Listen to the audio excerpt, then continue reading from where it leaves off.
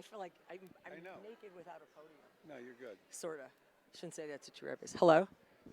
So you're on. You're on. You're on. Thank God I didn't say that. No. Hello? Hello? Okay, welcome. We're going to get started, and okay, Bobby's doing like a dance around me here. It's funny. So, wow, that light is. Stand there was quickly. Yeah, perfect. You want me to block the light for you? Okay. Yeah. Anyway, my name is Elaine Sulkin, and I'm Bobby? I'm Bob Sulkin. I'm with her. Go ahead.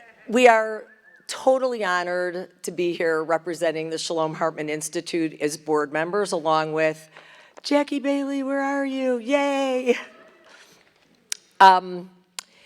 It's with profound gratitude that we stand before you. And first and foremost, I want to give a heartfelt thank to Lisa Horowitz and Rabbi Wiener for hosting us. I feel like this could not have come together faster and better, and that really starts with you guys, and you have become the kind of center convening place for Seattle. So that is fantastic. I also want to extend deep appreciation to the incredibly rapid yes sponsorship partners that we got. I think that probably speaks more to Daniil Hartman's popularity and the For Heaven's Sake podcast and the Hartman Institute, along with our friendship, because I consider all of these organizations and their leaders to be my friends. So thank you to the Jewish Federation of Greater Seattle, the Samus Foundation, the Holocaust Center for Humanity, the Strom Jewish Community Center, UW Hillel, AJC, Stand With Us, and Herzl Ner Tamid. Your personal support and collaboration are invaluable in fostering a meaningful dialogue and engagement in our community. And quite frankly, I feel like I'm amongst all my friends, and I have such incredibly deep gratitude for the roles that each one of you plays in building Jewish Seattle. And I've got the mic, so I'm going to say this. I don't think there's ever been a more important time for us to be unified.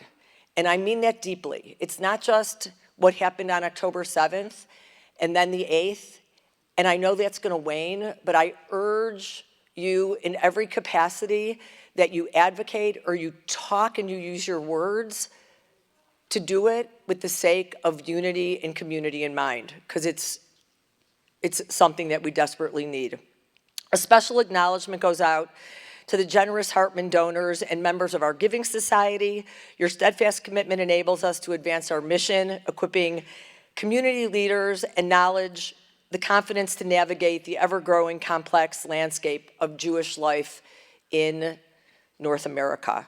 And I say that, I don't think any of us attend an event, whether it's synagogue or a Hillel event, that we don't hear a reference to Tal Becker, Daniil, Yossi. The names go on and on.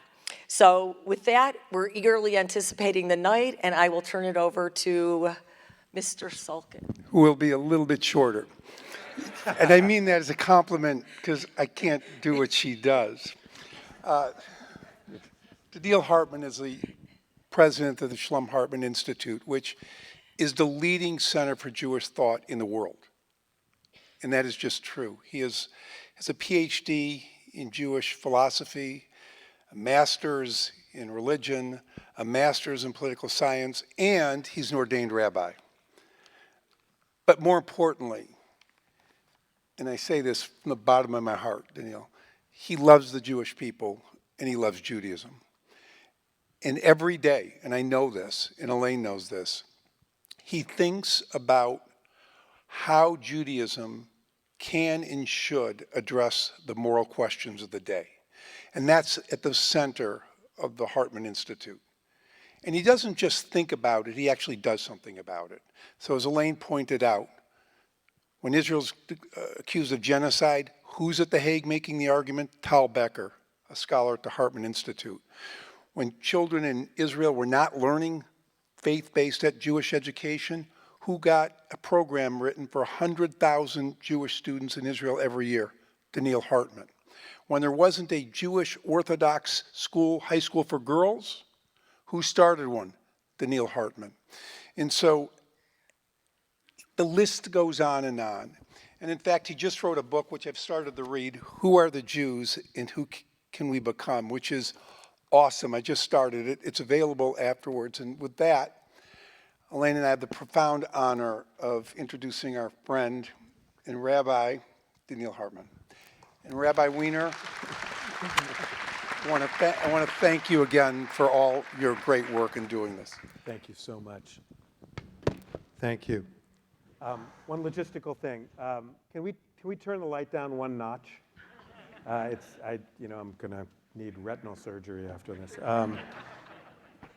It is wonderful, Daniil, to have you here again. You were here just a few years ago for our Clergy Institute for Interfaith Learning, and were such a wonderful resource at that time. Obviously, first and foremost, before I dive into the many things I want to ask you, how are you, your community, your family? Just want to check in on that first. Hi. I think I'm okay. It's a very heavy time because I can't stop thinking about what we need to do right now. Not in fighting Hamas. Somebody else is taking care of that. It's beyond my pay grade now. I'm too old. But what do we need to do as a people? What do we need to do as a society? Oh, first of all, thank you. Now I can see you. Now really high. And so I'm okay, but I think I'm a little too intense right now. It's not a simple time for you here. It's not a simple time for us in Israel to figure out who we want to be and how do we deal with those questions. And how do we deal with those questions in a very, very dangerous world for all of us. And so I'm probably too intense for myself right now. I'm definitely too intense for my family. We're all doing okay.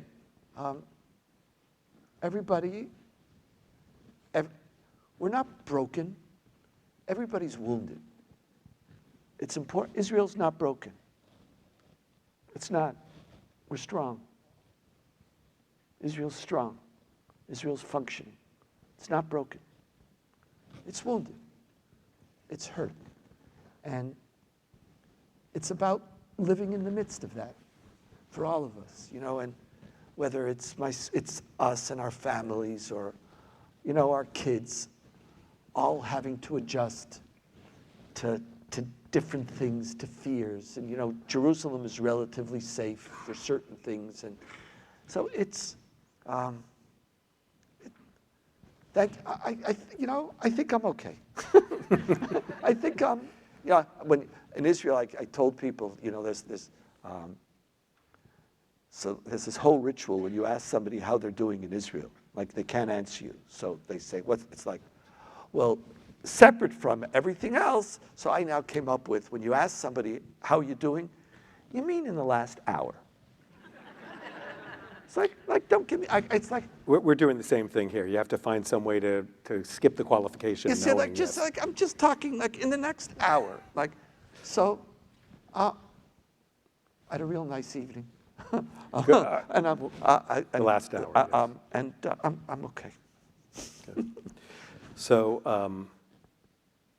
So enjoyed, clearly prior to October 7th, but particularly since October 7th. I enjoyed the podcast before. I found it to be indispensable since October 7th. And I often find it to be, it's interesting, the two voices of my Jewish conscience. I don't know if it's exactly like the Looney Tunes where an angel and a devil is on one show. So I won't say which one of you is which. But suffice it to say that I aspire much to your optimism and resonate much with Yossi's realism. And I think it provides an incredible balance. And you've probed so poignantly the breadth of the struggles and the implications of this war. And there have been some recent discussions that really have spoken to our current moment. And as you said, it's a moment where things are evolving and are so dynamic. One of the things, and there was some news today that I think really reflects this, you recently discussed whether Israelis are truly ready for a grand bargain, I think you called it, that has been percolating for a while. And we seem to be closer and closer. One that would free the hostages, but leave Hamas still in control in a way that most Israelis, most of us, wouldn't feel comfortable with. And you've talked about how just even having that goal from October 8th of eradicating Hamas in some ways was almost messianic in its ambition. When I think about another time in which the promise of Zionism to protect Israelis was seemingly broken, the Yom Kippur War in 1973, and how out of that dramatic confrontation with Concepcia, there emerged a peace treaty with Egypt. Is this an analogous moment of broken vows leading to dramatic new conceptions and perhaps an ultimate resolution of the Palestinian conflict?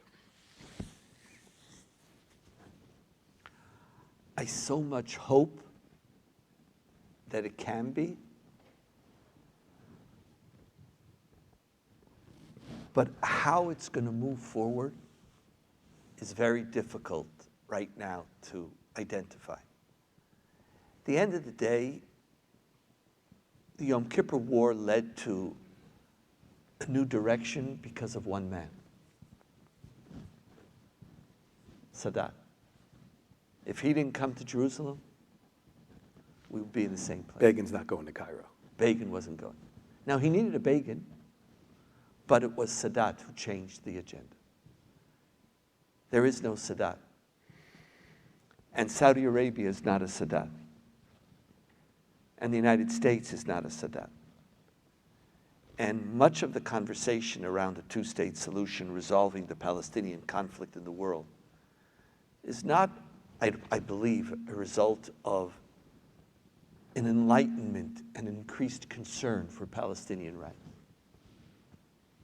I think Palestinians have been a transparent people, and their plight has been ignored by the world for decades, including Israel, and much of it as a result of their own actions. But I think the world is pushing a two-state solution. It's like telling us, children, shh, stop it, you're bothering us.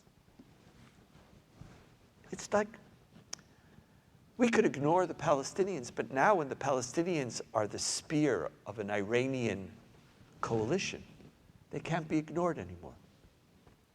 So all of a sudden, we got to solve the problem. What people mean by we have to solve it is very, very complicated because there is no Sadat. Like, so who's going to be the Sadat? Like, we don't even know who's going to rule Gaza. Like, who's going to rule Gaza tomorrow? Let alone who's going to head a Palestinian authority. Yes, we don't know who's going to rule Israel. We don't know yet. Yeah, we do know. Do we? Yeah, we just don't know when. We do know it's going to be somebody else within the next 3 years. Ugh. That's Okay. You want more than if you came here for more than, sorry. By 2026, what is it? Yeah. By November 2026, it'll be somebody else. But we just don't know. Yeah. So there's this, in Yossi's realism, what you call it, where most Israelis are, like, they don't even know what you're talking about. Like, they don't even, like,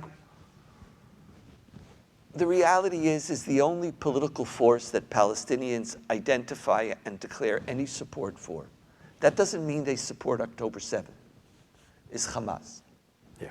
Palestinian Authority has no popularity, no support. Mahmoud Abbas is in the 17th year of his 4-year presidency.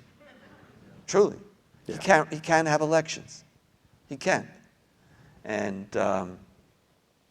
so like, what does it even mean? So we have these fantasies, some international force will come in, but who? What is it going to mean? The Tom Friedman prescription. Yeah, and I'm all in. Like, just my own politics, they should be clear. I feel Jewishly and religiously obligated to support the creation of a Palestinian state. I do so not because of Israel's political interests. I do so because of my Jewish values. My Jewish values, which believe that all human beings are created in the image of God. And what is hateful unto you, you do not do unto others, obligates me to want for Palestinians sovereignty, statehood, dignity, just as I have it. I do this as a Jew. This is not, for me, this is it's a religious aspiration. But because I have a religious aspiration, it doesn't mean I necessarily know how to fulfill it. I want one. But right now, what we're really looking for is could from this war, some positive step emerge, something. The fact that the world cares about the issue is one positive dimension.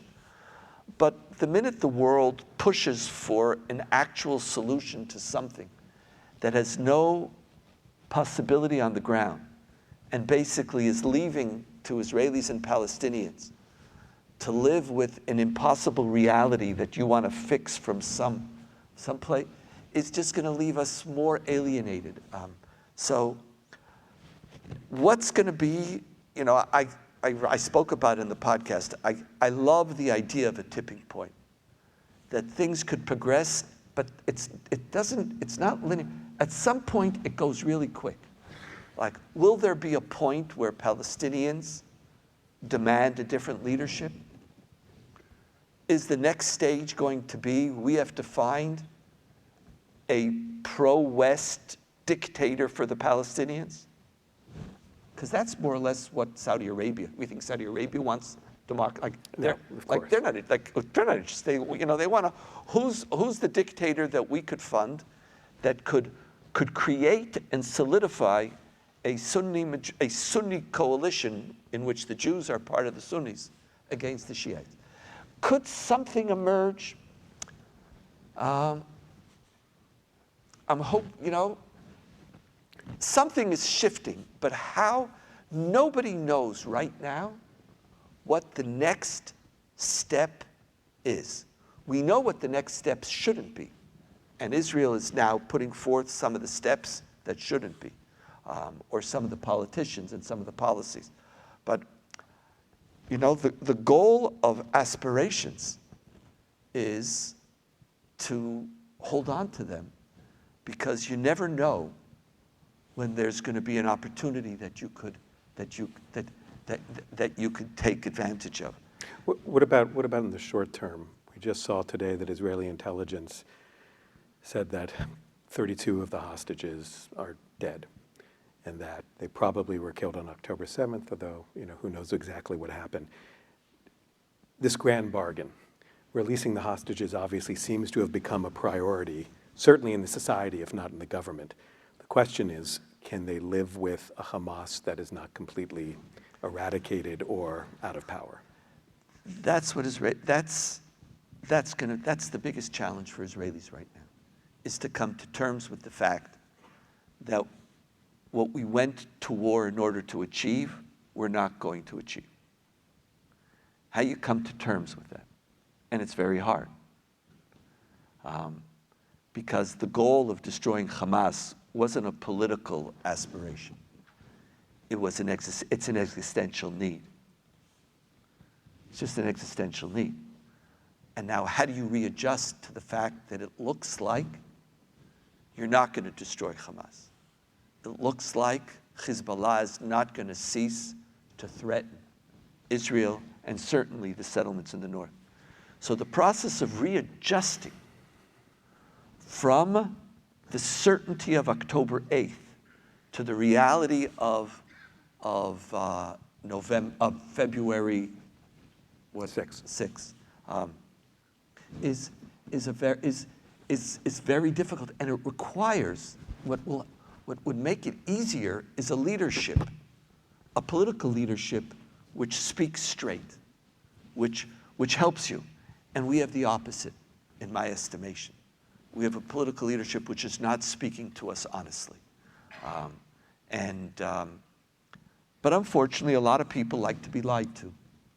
So that's also part of the story. We don't know anything about that here in the United States. You Yeah. don't know. But again, there are a lot of people seem to like it, even though they know they're being lied to, and even though they know it's not working.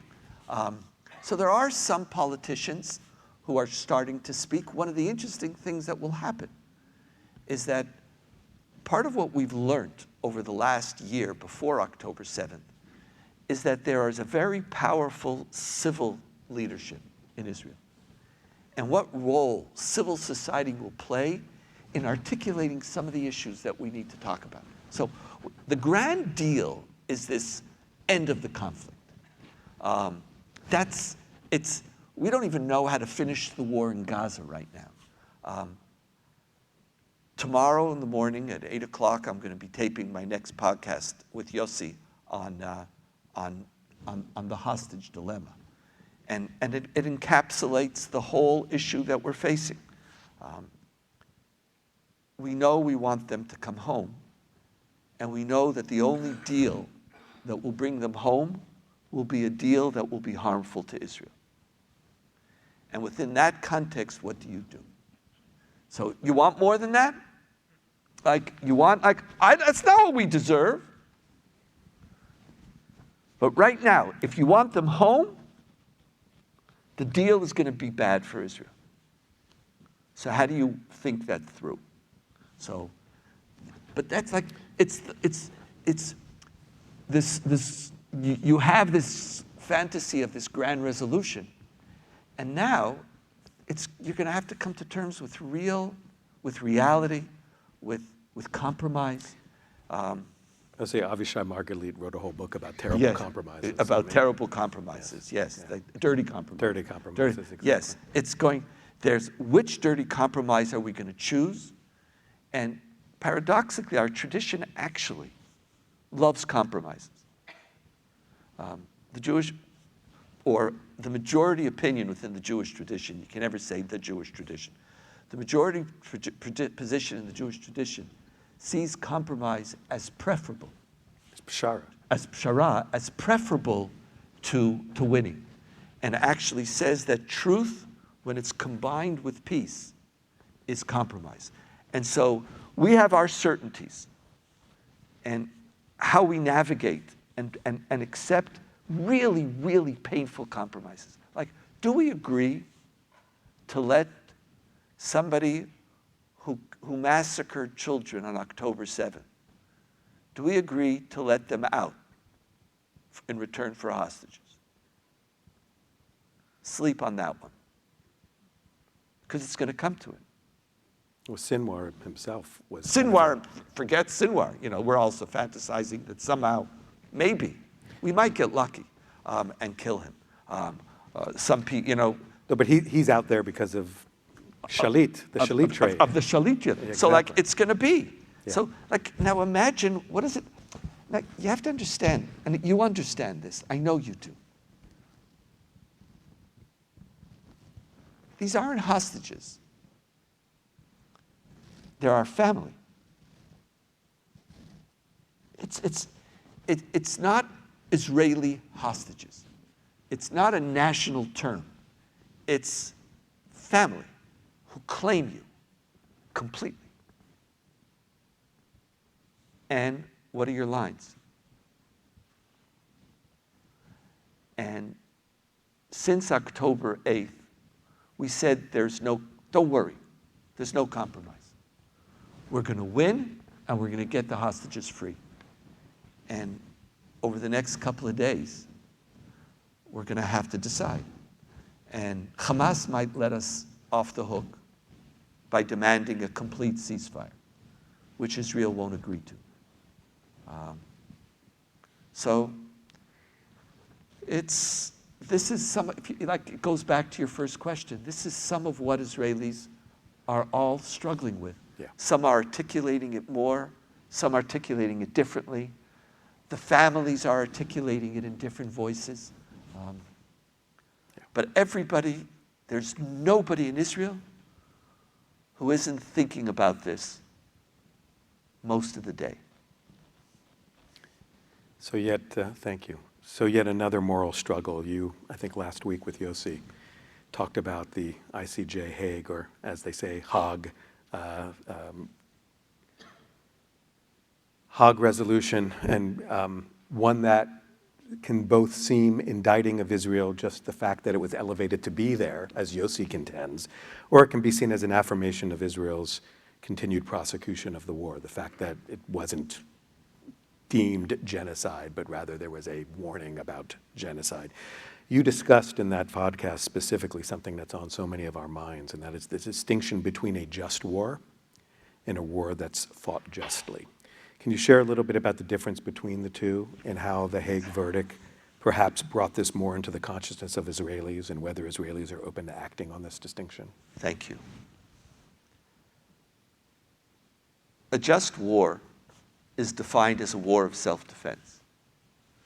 A war which is inspired by, motivated by an attack against you or your citizens, and the use of deadly force in order to protect your civilians, to protect your society against a force that wants to harm you or destroy you. Under every definition of a just war, our war in Gaza is one of the most just wars that could be imagined. It's not a war because of some interest 6,000 to 10,000 miles away. It's right here on our doorstep. There are people who are willing to murder us, who say it, amass the means to do so, train to do so, and to destroy them or to fight them is a just war. Under any definition of just war theory, any definition of just war theory, and it doesn't matter whether Israel is wrong when it comes to the occupation. At this moment, Hamas, I'm not talking Hamas as a force. To fight Hamas under every theory of just war, this constitutes a just war. Jewishly, a milchemet mitzvah. Now, milchemet mitzvah and just war aren't always the same. That's true. The Jewish tradition, actually, we have some trouble on this issue. Yeah. Because we sort of define just war as any war that the Jewish people choose to fight, which is, that's in the Bible, and the tradition, the rabbis had to fix that. So we actually, But Rambam delineates it. we try a little bit, but this notion of a war of self-defense is a just war, and it is, as you said, it's a mitzvah to fight a just war because my life matters. Like, my life matters. I'm walking around lecturing all over the place. Yes, fighting a war is also a liberal value. Liberal in the sense of liberties and human rights, not in the sense of your American political distinctions. Liberal democracy is a democracy committed to the inalienable rights of human beings and the right to life. If I cannot be committed to the right to life without being committed to my right to life, and therefore, going to war is sometimes a liberal act. That is the definition of a just war. Just war as an expression of your human rights. My life is important also, and I have a right to defend it. But how you fight a just war is also one of the more critical struggles. Now, there are some people who say that once it's a just war, war is hell. And you just have to, there's nothing you can do. But that's not true. Both in just war theory and in Israeli military code. In international law. And under international law, there are very strict rules. And the most significant is the distinction between combatants and non-combatants. And the distinction between targeting combatants and targeting non-combatants. And the criteria of proportionality. Now, just to also be clear, there's a tremendous amount of of misinformation on this key term called proportionality.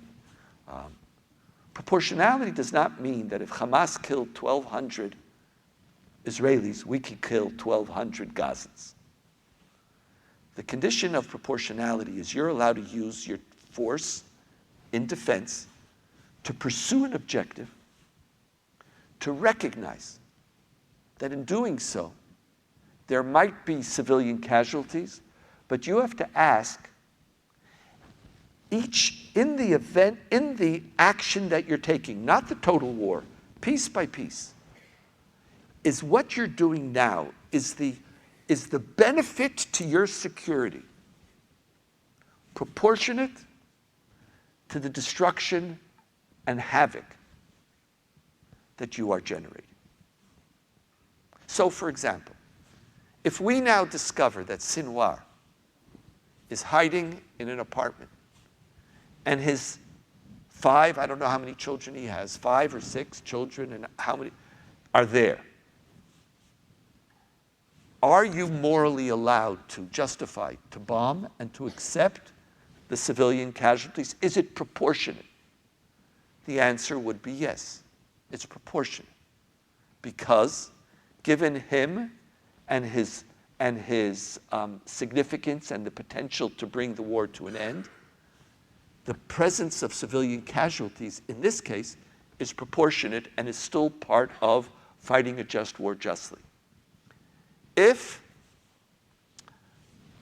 the deputy commander of a platoon of the 4th Division of Hamas in Khan Yunis is with his family,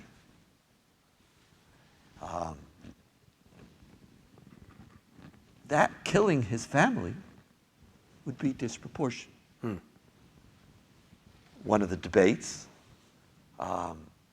Hiroshima, Nagasaki, Dresden, was that proportionate? Was the benefit of ending the war proportionate to the destruction and death that you caused? So it's not. So when the world had a hourglass clock and said, okay, you killed 1,200, it's now an unjust war, that has no foundation in any intellectual, moral conversation. Now, in the just war that this just war that we're fighting, there are 2 issues that we have to put on the table.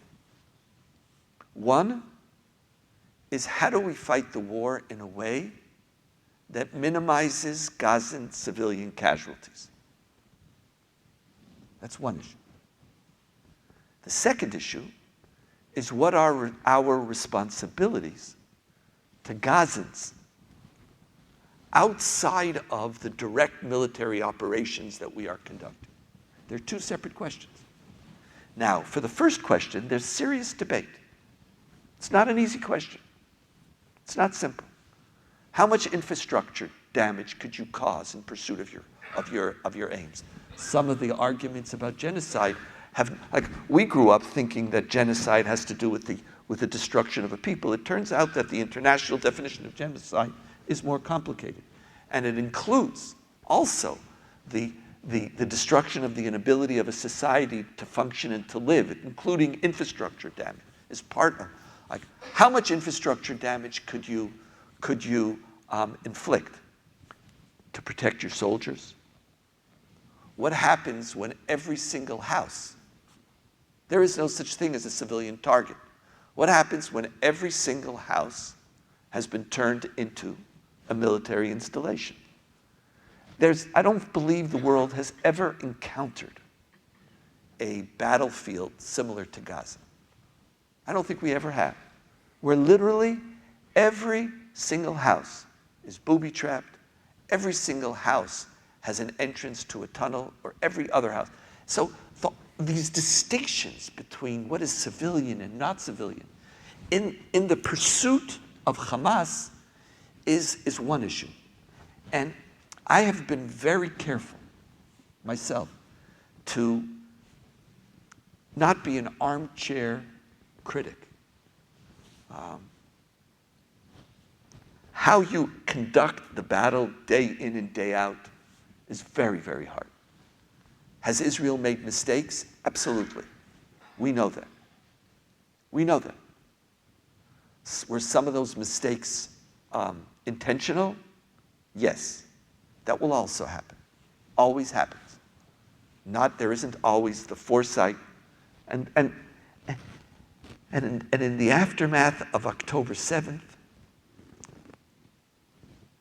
we just didn't care. And that's human too. It's human too. So New York Times will show some videos of soldiers. Of course they're wrong.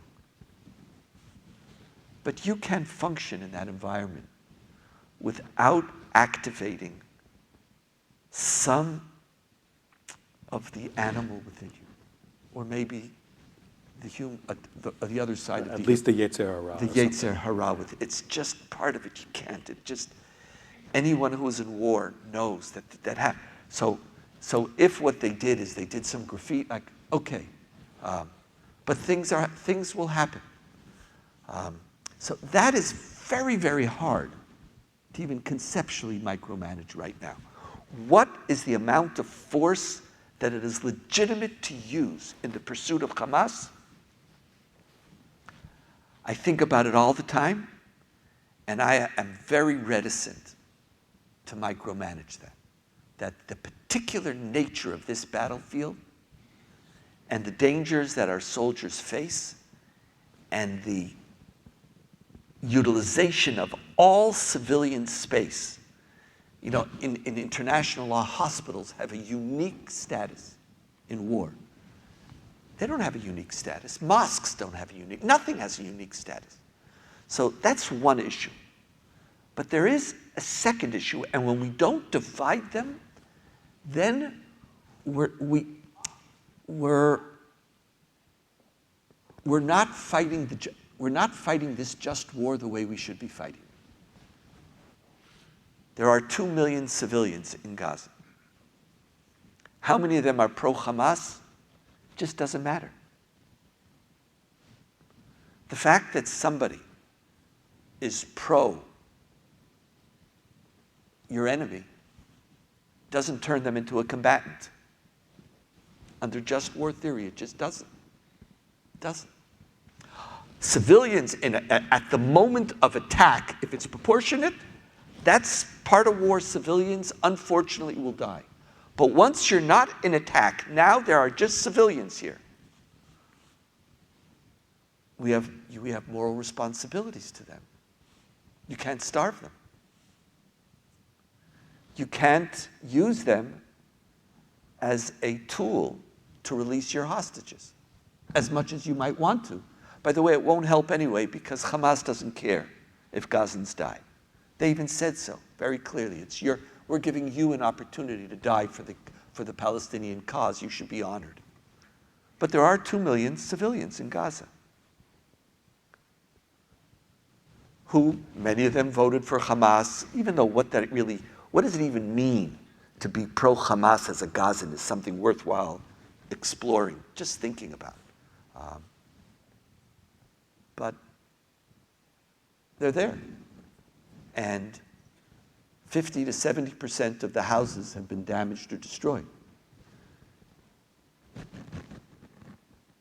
Our moral responsibility doesn't end by saying, okay, Saudi Arabia, deal with it. Saudi Arabia and Qatar, yeah, it's yours. It doesn't. And part of our challenge is that each war poses and creates different realities. Just like Gaza as a society which is a military installation, there are now in Gaza 2 million people who have no access to homes, water, food on their own. I believe we have to take responsibility for that too. Not sole responsibility, But in a just war, the consequences of your war are part of what you have to think about. You even at one point, somewhat controversially, you I know. admitted, talked about maybe setting up field hospitals. Like I inside of didn't Gaza. like people. Like I didn't even know why people thought that was controversial. Like, okay, I'm willing to be controversial, but it's like, why shouldn't we? Here it is. There's pictures of Israel bringing incubators into Gaza. Why should I bring incubators? Why shouldn't I set up a hospital? Here, under genocide, one of the conditions, one of the criteria of genocide, there's I think 4 or 5. 4 is when you undermine or when you endanger the children and the births of you're closing off the future of that society. Crazy, as if that's the intent of what we're doing. Leaving that as, why shouldn't we set up? Here it is, maternity hospital. Any Gazan who's pregnant, we got you. Israel is able to set up field hospitals in any corner of the universe after an earthquake. Any corner of the universe, quicker than any country in the world, capable of performing trauma surgery without access to water or electricity. We could fly in, set it up within 24 hours. What would it mean if Israel would say, okay, you have turned your hospitals into military installations. You did it. I am going to enter them as part of a just war. So why don't we set up 3, 4 hospitals? Why is humanitarian aid an American issue? Like it's if your agenda. Like, I want you to push humanitarian aid. Fighting a just war justly I'm not talking about undermining our security. This is where, I'm not sitting here now in Seattle, but again, I live in Jerusalem. I'm not sitting from the comfort of my home and endangering the lives of soldiers. Don't do that. I would never do that because it's my kids. It's my family, it's my friends. But there are things that we could do that have nothing to do with security. They have nothing to do. And if you're fighting a just war, you're doing so as an expression of your commitment to human rights, including your own. So, there are other human rights that we have to deal with. And it's very hard. Most Israelis don't want to listen to me right now. I'm speaking to a lot of groups. I only started to think about this in November. Started to talk about it by the middle of November. Talking a lot by now January.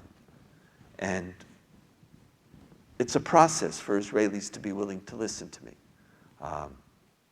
It's not easy. You're angry. You're frightened. You want to win. You want to bring your hostages home.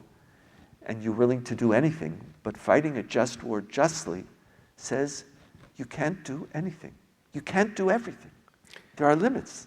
Listen, even after 9/11, we still haven't in this country reconciled ourselves to the consequences of what we did in Iraq and Afghanistan after 9/11. We still haven't morally dealt with that. I don't find comfort in that. As a Jew and as a rabbi, I find comfort from my standards. 100%. I didn't say you were doing so. No. You were actually. What I'm saying, you're I'm saying, making I know. the point. Exactly. That's the point. That's exactly the point. It's like, yes. And for so many of, I don't even want to mention, you know what, I won't even go there. Let me shift gears a little bit. You, looking internally at Israel now, you and Yossi discussed the rise in support for and public pronouncements of the extreme right in your recent podcast, reflected in that perverse simcha of Gaza resettlement a week ago with that convention. For so many of us as American Jews who seek to advocate for Israel in a climate of growing anti-Semitism, what Bibi and Ben Gvir and Smotrich and 11 members of the cabinet say and do continues to undermine our efforts here to give Israel a fair hearing amongst the silent majority. So the question is, do we liberal American supporters of Israel merely say, this is your version of Marjorie Taylor Greene and Trump, or Is there a way to explain to folks that the increasing rightward lurch of Israeli culture and politics over the last few years is a phase in a cycle and not truly reflective of Israel's citizenry and spirit? Wow. It's really nice to be with you. It's, This is what keeps me up at night. okay, so why don't we speak at night? 'Cause I'm up, I don't forget sleeping. Who even knows what sleeping is like? That's why I'm not getting jet lagged this trip, because I haven't slept. I don't know in how long. So first, what I do want to say, but you hinted to, is actually not. We're also not helping the cause of it. Besides our own moral commitment to fighting a just war justly, because as Jews, that's what we're supposed to be, we are also harming our cause in the world. Now, we're not harming our cause in the world amongst the anti-Semites. They hate us. The radical anti-Zionists, no matter what we do, there's nothing. But we have a lot of friends. Bobby, we were speaking about this before. People don't like to. There's a lot of friends of Israel around the world. Every major Western government is still on our side. A lot of them. There are far left progressive coalition together with whatever groups, I don't want to start mentioning. There's a whole bunch of stuff. There's nothing. We are the epitome of evil, and there's nothing we're going to do. But there are a lot of friends of ours, Jews and non-Jews, who want to know and want to stand with Israel, but want to know what are your moral commitments. And there's a lot of things that we could do without endangering our soldiers that would be very helpful. I just don't want to do it as a helping Gazans is not a PR issue, even though it would in fact also help our case to, just like how we treat Israeli Arabs. All of these are important issues. Now, there is a cultural war going on in Israel over the future of Judaism. You have a cultural war going on here that I'm not going to talk about. Truthfully, I'm still trying to understand it. It's about liberal democracy. Yeah. It's about whether we're going to continue to be a Liberal democratic democracy. state. There's a cultural war here with multiple nuances, but I don't want to speak about it because I'll leave that aside. I have enough to deal with.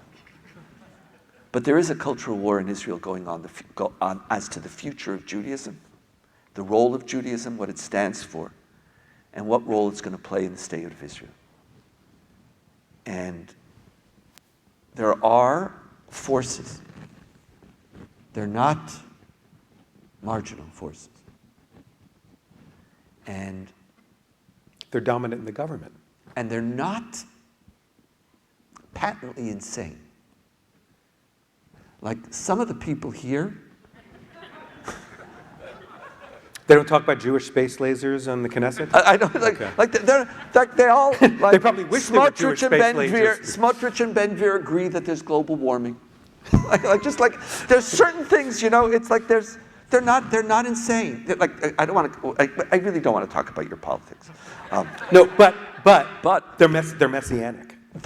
Yes. Now, there are mainstream forces in Israel which grow out of the Jewish tradition and grow out of the illiberal. Not again, reminding you, not the American liberal, not that illiberal in the sense that they're not committed to equality, to human rights, to the primacy of the ethical, to pluralism. There are those voices in our tradition. They're there.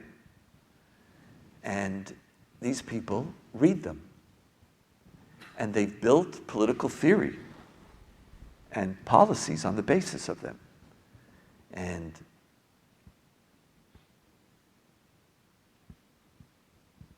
right now, they are is it the linchpin, is that the term, of this coalition? And so they have a disproportionate, They have a disproportionate amount of power for two reasons right now. One, because the government will fall without them. And Netanyahu can't do anything that they veto.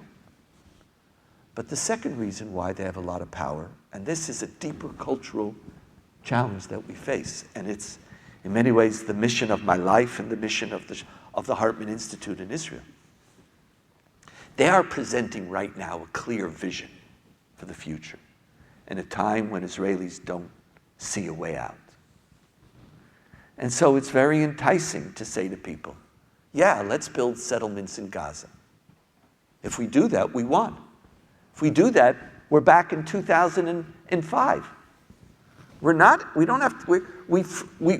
We have reversed October 7th.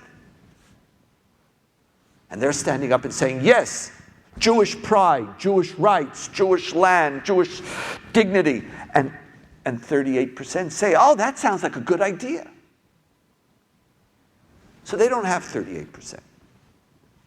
But they might have 20%. There might be 20% who have a Judaism that none of you, all of you would leave and convert to another religion if that's what Judaism was. None of you would stay Jewish if that's what Judaism stood for. And when you add to that another 10, 15% ultra-Orthodox who aren't ultra-nationalist, but who aren't committed to religious freedoms, we have a serious battle, cultural battle, over which Judaism is going to win in Israel. Which Judaism? How do we activate a modern orthodoxy in Israel? How do we activate secular Israelis to fight not for freedom from religion, but for freedom of religion? How do we activate traditional Israelis, the 70% of Jews who are open to a more modern liberal Judaism? Because this group is not a fringe, it's not an accident. They were, as I said in the podcast, they were hiding for a while because their ideology wasn't winning. But right now, post-October 7th, their ideology is very comforting to people. In a time where things are complicated and you're frightened and you don't know what needs to be tomorrow and you don't know how you're going to win and you see the battle slogging along and you see your political leaders just vacillating, and along comes somebody and says, this is what winning means, and this is what me being a proud Jew means, and this is what Judaism stands for. And it's very attractive. And Doesn't make it easy for us here. and it doesn't We make have to try to process that. it doesn't make it easy for you. Now, prior to October 7th, you had a way to deal with them. And our challenge now is to, in this sense, reactivate what took place in Israel between November and October 6th. And that is a civil society in Israel which stood up and spoke about liberal Judaism, spoke about democracy. And even though you don't necessarily resonate to a Netanyahu, you were able to resonate with an Israel because you had partners. Yes, Didn't it feel different? it did. It felt like here it was. It's not, because if somebody wins, doesn't that what the population? No, but there were 1 million people in the streets. Those were your partners. That's what enabled you to feel that Israel is a shared Zionist agenda for you. Part of what's going to have to happen in Israel is we're going to have to reactivate that street. It's not going to come from the top down. It's not going to come from the government. This government is going to be in power for a number of years.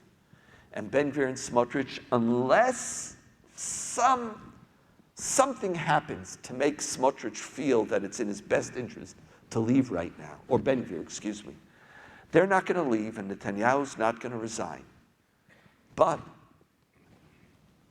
an Israeli populace could emerge. But in a post-October 7th environment, it's not clear that the population is going to come out for the same type of democratic, liberal Jewish values that they came out before. How do we get people, like all my work right now is how do we get people back to some semblance of engaging with the issues of October 6th, even though they went through October 7th. Holding Bibi to account isn't going to be compelling enough? No. No. Even for the negligence that led to October 7th? No. It won't. It won't with the, it's not going to be enough to cause this theocratic messianic group to leave. It's not going to be enough for 5 members of the Likud party to leave. This coalition will be until Netanyahu, something has to happen. And Netanyahu already has all the narratives, you know, because 2 o'clock in the morning, the head of the Mossad, the head of the Shabak, and the commander and the head of intelligence, excuse me, the head of the Shabak, the head of the intelligence, and also the head of the Southern Command, got the information that the attack is about to happen. They spoke about it for an hour, and they said, let's convene in the morning at 8 o'clock to talk about it. And they could have just put helicopters in the air. They could have just put security at the concert festival, but they thought they had the time. The fact is they didn't call Netanyahu. They didn't call him at 3 o'clock in the morning. So his narrative is, it was a military failure, and it was. Now there's other issues of years and years of supporting Hamas and of ignoring the dangers that we face. But Netanyahu already has the narrative, and in tribal Israeli politics, he's going to try to activate his group. And so he's not going to be forced out. All the top military people are going to resign. And he's going to say, yeah, you should resign. Look, the ones that you should resign. No, we're in for a long, protracted, is that the word? I don't know on which time zone I am, so I have like 85% of my vocabulary is working. We're going to be in for a mess. And one of the hopes is that this civil society, which is the best of us, truly the best of us, will emerge, and moral conversations will also emerge. And then that will be your partnership, until in which time we can put in place a government that reflects these types of values, and which will also engage in the world. I could engage the world in a conversation about Palestinians and the conflict and occupation. I could engage, and I could even say I don't know how to pick, but I could talk about it. But this sense that there's just this, in Hebrew it's the word atimut. A future. When water doesn't penetrate. It's impermeable. Impermeable to a moral conversation. Yeah. Like there's just no moral conversation of Israel on the international scene. It makes it it does. It makes it hard for you. It makes it hard for your children. It makes it hard for people who want to have a relationship with Israel, but are committed liberal Jews to do so.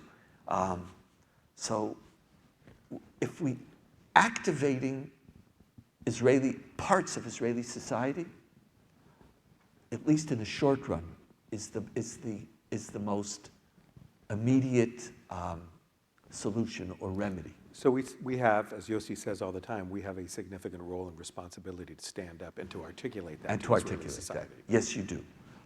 But just know that in times of war, Israelis in general have very little appetite to hear from you. They do. Very little appetite, unless it serves them. So in the anti-judicial reform, they realized that you are actually partners.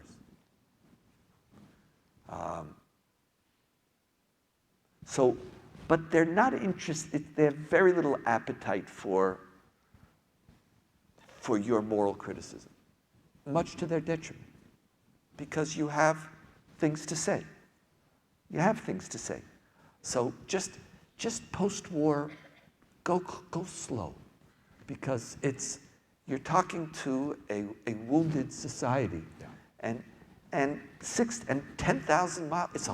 It's it's very far, and some of the nuances of what people are able to hear and how they could hear it. So do so carefully. But I say this all the time. This has been, I've been talking about this for 30 years.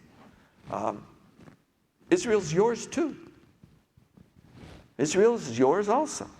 And Zionism is a part of North American Jewish identity. What did your father say? Israel's too important to be left to Israelis. Israel's too important to be left to Israelis. That's absolutely correct. So but it's not even Israel. It's you. You have you have to develop a Zionism that's sustainable here. You need to. That's not an Israeli agenda. That's your Jewish agenda. So if you don't have a Zionism that you feel has integrity, it's a Zionism that you could defend. And how do you separate that from a government? That's a doable issue. It's not an easy one. And it makes it harder for you. But you have to create here, and I write about, you have to create here a liberal Zionism that reflects the Jewish values that you care about. And October 7th is not going to make that. October 7th is not going to be an answer for your Zionism in the long run. It just makes your relationship to Israel more intense. But building that Zionism is you're going to have to do. And hopefully, you have Israeli partners. I'm working to activate them with rabbis and social activists. Like, we got to reactivate Israeli civil society, not around fighting for democracy, but fighting for a different vision of Israel tomorrow than what Smotrich and Ben-Gvir are offering us. So here's a question from Amcha that comports not just with what you said, but also things in your book. October 7th will be understood for Israelis, but for world Jewry, as a watershed moment. There's going to be before and after. How will the story play out? What's next, do you think? How is this going to impact the Jewish story, the meta story that you spend so much time analyzing and prophesying about in your book? We have a choice.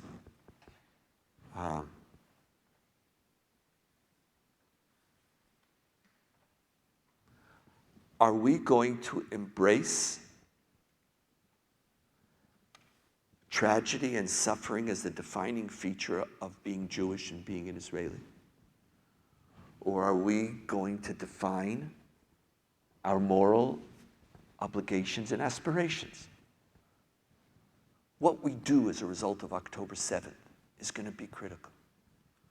October 7th makes it harder to be the type of people that we know we ought to be. But it doesn't change who we think we ought to be. It doesn't. It might make you more cautious in working on a two-state solution. It might make you more frightened about certain things.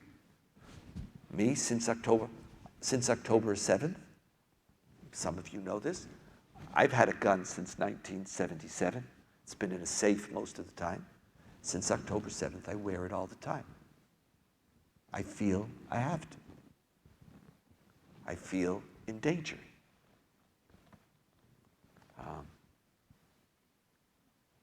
October 7th is going to impact on us. But what are we going to do with it? What are the stories we're going to tell about it? We can tell stories how there will never be any future with Palestinians. And that Palestinians are led by subhuman barbarians. We could tell that story. And it's an accurate story.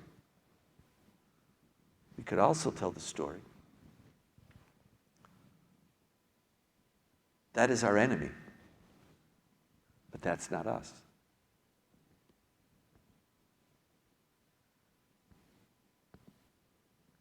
We could tell stories about the pain,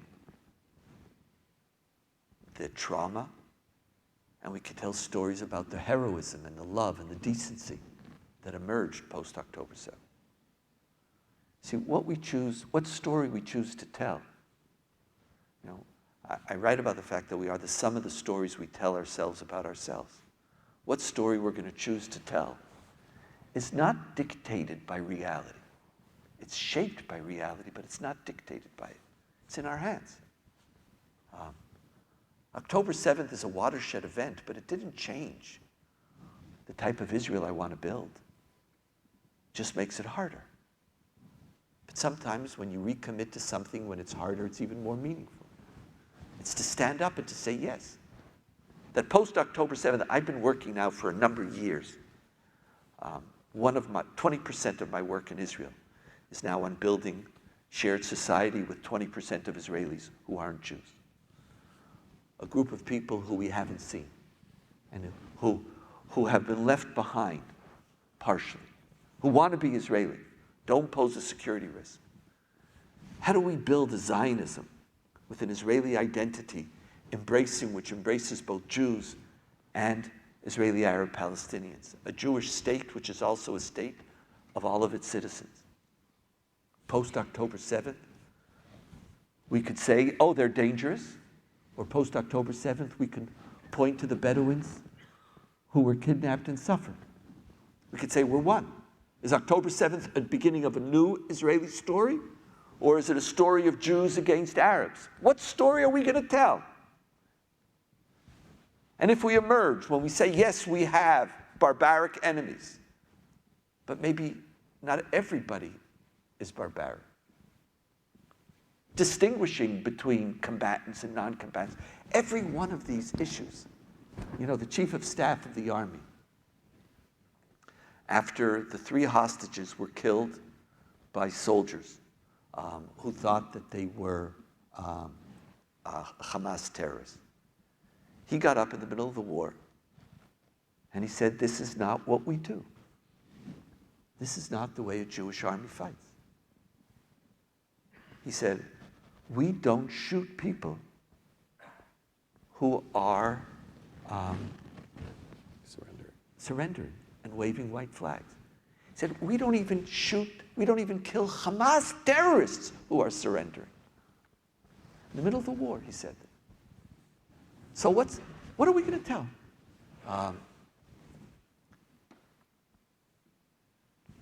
What stories we tell is one of the greatest responsibilities of a people. It's one of the great responsibilities of teachers and leaders to choose our stories well. And there were people who want to tell a very simple story of danger, of us, them, of in every generation, there's the Amaleks who are rising to destroy us. And they find comfort in that story. And October 7th will re-energize that us-them story. Our job is to tell a different story. So, and if we tell it despite October 7th, that will be transformative. And an Israeli society that re-engages with Palestinians despite October 7th. An Israeli society that says, yes, at the end of the day, I do have responsibilities to Gazans. That's transformative. An Israeli society that after October 7th says, yes, despite it all, issues of democracy and issues of state and religion are important to us, despite October 7th. That's the Israel I'm fighting for. So what story we're going to tell? It's going to make all the difference. It's a perfect place to end, especially for your jet lag. friend, Daniel Hartman, Rabbi Daniel Hartman.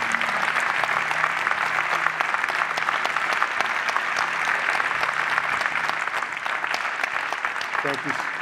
Thank you so much, Bobby and Elaine, and Daniil will be outside to sign some books. Thank you so much.